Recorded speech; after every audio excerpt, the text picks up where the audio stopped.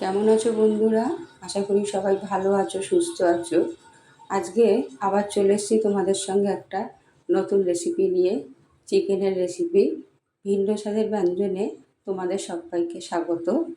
আজকে যে চিকেনটা আমি রান্না করেছি সেটা সম্পূর্ণ বিনা তেলে করেছি। কিভাবে রেসিপিটা করেছি চলো তোমাদের সঙ্গে শেয়ার করি। প্রথমেই আমি খানিকটা চিকেন নিয়ে নিয়েছি, আর আলু, পেঁপে আর গাজর এইভাবে কেটে নিয়েছি। একটা মাঝারি সাইজের পেঁয়াজ এইভাবে কেটে নিয়েছি, আর 4-5 কোয়া রসুন আর খানিকটা আদা আমি একটু চপ করে নিয়েছি।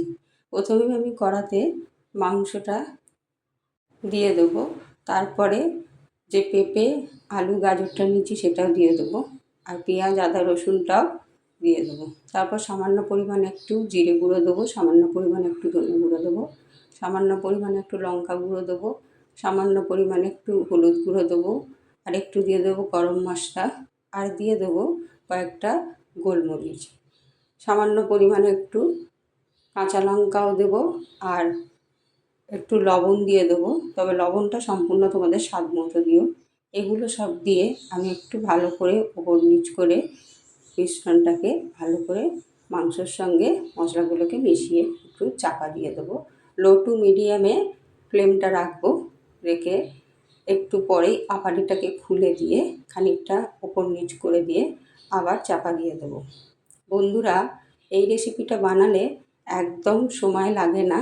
তোমরা এই রেসিপিটা বসিয়ে দিয়ে অন্য যে কোনো কাজ করতে পারো।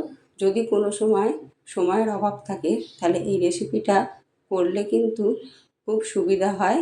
সমস্ত কিছু দিয়ে একসঙ্গে বসিয়ে দিলে পরেই রেসিপিটা তৈরি হয়ে যায়, আর এটা খুব হেলদিও হয়। ছোট বড় সবাইকারই ভালো লাগে, যেহেতু কোনো রকম তেল আমি এতে ইউজ করছি না, তাই এটা কিন্তু যে কোনো অসুস্থ মানুষের ক্ষেত্রেও খাওয়া যেতে পারে। টমেটোটা আমি চপ করে নিয়েছি, সেটা এবারেই ঝোলে ঢেলে দেবো। খানিকটা গরম জল আমি করে নিয়েছিলাম, সেই গরম জলটাই আমি এতে অ্যাড করে দিয়েছি।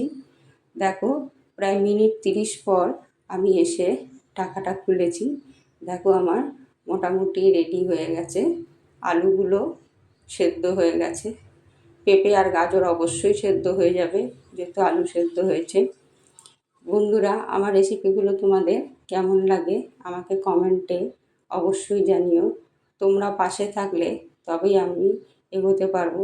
আমার যারা পুরনো বন্ধু আছো তারাও তো আমাকে লাইক শেয়ার করোই, আর যারা নতুন বন্ধু আছো তারা অবশ্যই আমাকে সাবস্ক্রাইব করো। তোমাদের সহযোগিতা একান্ত কাম্য। দেখো, মাংস সেদ্ধ হয়ে গেছে, ঝোলটা দেখে কেউ বলবে না যে তেল ছাড়া হয়েছে মাংসটা। এইবার সামান্য পরিমাণে একটু বাটার আমি দিয়ে নেবো নামাবার আগে, তবে বাটারটা সম্পূর্ণ অপশনাল, তোমরা চাইলে নাও দিতে পারো। কাউকে বললে তারা বিশ্বাসই করবে না যে এটা তেল ছাড়া মাংস।